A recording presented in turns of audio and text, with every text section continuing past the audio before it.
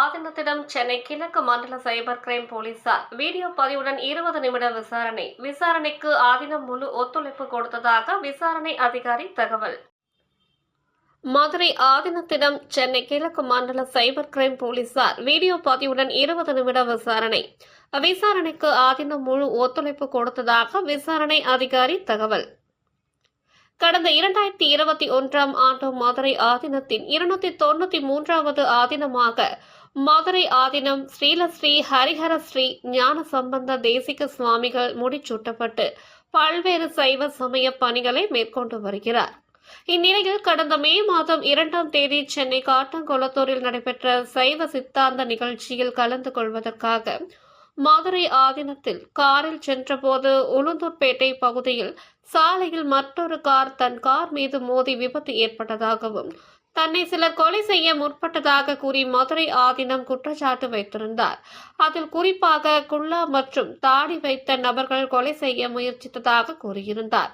இது தொடர்பாக உளுந்தூர்பேட்டை பகுதியில் நடைபெற்ற விபத்து குறித்து சிசிடிவி காட்சியை காவல்துறை தரப்பில் வெளியிடப்பட்டு தவறான தகவல்களை மதுரை ஆதீனம் தரப்பினர் வெளியிடுவதாக கூறி அறிக்கை வெளியிட்டனர். வாகன விபத்து குறித்து தவறான தகவல்களை பரப்பி மத மோதலை தூண்டும் வகையில் பேசிய மதுரை ஆதீனத்தின் மீது காவல்துறையினர் வழக்கு பதிவு செய்ய கோரி சென்னை எழும்பூர் அருகே உள்ள அயனாவரத்தை சேர்ந்த உயர்நீதிமன்ற வழக்கறிஞர் ராஜேந்திரன் என்பவர் அளித்த புகாரின் கீழ் சென்னை கிழக்கு மண்டலம் சைபர் கிரைம் காவல்துறையினர் மதுரை ஆதீனம் ஞான சம்பந்தர் தேசிக பரமாச்சாரியார் மீது 4 பிரிவுகளில் வழக்கு பதிவு செய்தனர். இந்நிலையில் முன் ஜாமீன் கோரி மதுரை ஆதீனம் சென்னை முதன்மை அமர்வு நீதிமன்றத்தில் மனு செய்தார். அப்போது மதுரை ஆதீனத்திற்கு 60 வயதுக்கு மேலே ஆனதால் நேரில் ஆஜராக கட்டாயம் இல்லை, காவல்துறையினர் நேரில் சென்று விசாரணை செய்து கொள்ளலாம் எனவும் காவல்துறையின் விசாரணைக்கு முழு ஒத்துழைப்பு அளிக்க வேண்டும் என மதுரை ஆதீனத்திற்கு நிபந்தனையுடன் முன்ஜாமீன் வழங்கி நீதிபதி உத்தரவிட்டார். மதுரை ஆதீனத்திடம் விசாரணை நடத்துவதற்கு சென்னை கிழக்கு மண்டலம் சைபர் கிரைம் காவல்துறையினர் மீனாட்சி அம்மன் கோவில் அருகே உள்ள தெற்கு ஆவணி மூலவீதி பகுதியில் உள்ள மதுரை ஆதீன மடத்திற்கு நேரில் வருகை தந்த சென்னை கிழக்கு மண்டல சைபர் கிரைம் காவல் ஆய்வாளர் பத்மகுமாரி தலைமையிலான காவல்துறையினர் மதுரை ஆதீனத்திடம் கடந்த ஜூலை 20ஆம் தேதி நேரில் வருகை தந்து சுமார் 1 மணி நேரத்திற்கு மேலாக தனியாக விசாரணை நடத்தினார். மதுரை ஆதீனம் ஹெர்னியா குடல் இறக்க அறுவை சிகிச்சை முடிவடைந்து மருத்துவ ஓய்வு எடுத்து வரும் நிலையில் படுக்கையில் படுத்திருக்கும் நிலையில் சைபர் கிரைம் காவல்துறையினர் விசாரணை நடத்தினர். விசாரணை தொடங்கிய போது மதுரை ஆதீனம் தன்னால் எழுந்திருக்க முடியாது, வழக்கு தொடர்பான ஆவணங்களை எடுத்துக் கொடுக்க உதவியாகவும் தனது தரப்பு வாதத்தை சொல்வதற்கும் தனக்கு தன் மட உதவியாளரை உதவிக்கு வைத்துக் கொள்ள வேண்டும் என மதுரை ஆதீனத்தின் கோரிக்கையை காவல்துறையினர் நிராகரித்தனர்.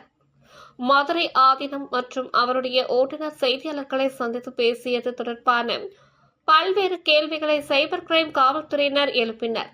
இந்த நிலையில் கடந்த முறை நடைபெற்ற விசாரணை என்பது ஆதீனம் முழு ஒத்துழைப்பு வழங்கவில்லை என்று காவல்துறை தரப்பில் நீதிமன்றத்தில் தகவல் தெரிவிக்கப்பட்டது. தொடர்ந்து 2வது முறையாக விசாரணை செய்வதற்காக இந்த சைபர் கிரைம் காவல் ஆய்வாளர் பத்மகுமாரி உள்ளிட்ட காவல்துறையினர் 11:20 மணி அளவில் வருகை தந்தனர். சுமார் 20 நிமிடங்கள் நடைபெற்ற இந்த விசாரணைக்கு பிறகு காவல் அதிகாரிகள் புறப்பட்டு சென்றனர். தொடர்ந்து விசாரணை அதிகாரி பத்மகுமாரி மதுரை ஆதீனம் விசாரணைக்கு முழு ஒத்துழைப்பு கொடுத்ததாக தெரிவித்தவர் மீண்டும் விசாரணைக்கு வருவீர்களா என்ற கேள்விக்கு பதில் அளிக்க மறுத்துவிட்டு வாகனத்தை நோக்கி சென்றார். பின்னர் ஆதீனம் தரப்பு வழக்கறிஞர் செய்தியாளர்களை சந்தித்து கூறுகையில் ஆதீனம் அவர்கள் காவலர்களின் விசாரணைக்கு முழு ஒத்துழைப்பு கொடுத்தார். சென்ற முறை அறுவை சிகிச்சை முடிந்து 2 நாட்கள் ஆகிய காரணத்தினால் தன்னுடைய வயது மற்றும் மருத்துவரின் அறிவுரை உள்ளிட்டவைகளை எடுத்து கூறி விசாரணைக்கு நேரில் சென்னையில் ஆஜராக முடியாது என்று அவர் கூறியதை தொடர்ந்து காவலர்கள் நேரடியாகவே வருகை தந்து ஆதீனம் அவர்களிடம் விசாரணை மேற்கொண்டனர். சென்ற முறை சுமார் 1 மணி நேரத்திற்கு மேலாக விசாரணை நடைபெற்ற வேளையில் தற்போது 2வது கட்டமாக 20 நிமிடங்கள் விசாரணை மேற்கொண்டனர். விசாரணை குறித்த அனைத்தையும் அவர்கள் வீடியோவாக பதிவு செய்துள்ளார்கள். காவலர்களின் விசாரணைக்கு சன்னிதானம் அவர்கள் முழு ஒத்துழைப்பு கொடுத்தார். மேலும் என்ன கேள்வி கேட்கப்பட்டது என்பது குறித்து வழக்கு விசாரணையில் இருப்பதால் அது குறித்து கூற முடியாது என்றார்.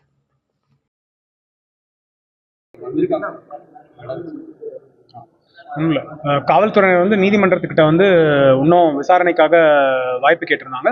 நீதிமன்றம் முன்னாடி நாங்கள் வந்து எங்களுக்கு மற்ற சாதாரண பொதுமக்கள் மாதிரி தான் நாங்கள் வந்து எல்லா விதத்துக்கும் நாங்கள் ஒத்துழைப்பு கொடுப்போம் அப்படின்னு சொல்லியிருந்தோம். ஏற்கனவே 1.25 மணி நேரம் வந்து விசாரணை நடத்தியிருந்தாங்க ஏற்கனவே. அதனால் எங்களுக்கு அதில் வந்து எந்த ஒரு ஆட்சேபனையும் கிடையாது அப்படின்னு நீதிமன்றத்துக்கு தெரிவிச்சிருந்தோம். அதுபோல் இன்னைக்கு வந்து காவல்துறையினர் வந்து விசாரணைக்காக வந்தாங்க. அதே போல் எப்பவும் போல் விசாரணை வந்து இன்றைக்கும் முழு ஒத்துழைப்பு கொடுத்துருக்கோம். காவல்துறையினர் வந்து எந்த ஒரு இடையூறும் இல்லாமல் அவர்களுக்கு விசாரணைக்கு ஒத்துழைப்பு கொடுத்தாச்சு. ஸோ அவங்க விசாரணை செய்து முடிச்சு விட்டு அவங்க கிளம்பிட்டாங்க. அதை பற்றி எங்களுக்கு தெரிவிக்கல. ஆனால் எங்களை பொறுத்த வரைக்கும் இந்த வழக்குக்கான விசாரணை இதுக்கு மேலே தேவை இருக்காதுன்னு நாங்கள் நினைக்கிறோம். நாங்கள் ஏற்கனவே தள்ளுபடிக்காக வழக்கு பதிவு செய்திருக்கிறோம். அதை வந்து வாதத்துக்கு கொண்டு வரதுக்காக எங்களோட முயற்சி. ராமசுவாமி ஐயப்பன், வழக்கறிஞர், உயர்நீதிமன்றம், சென்னை.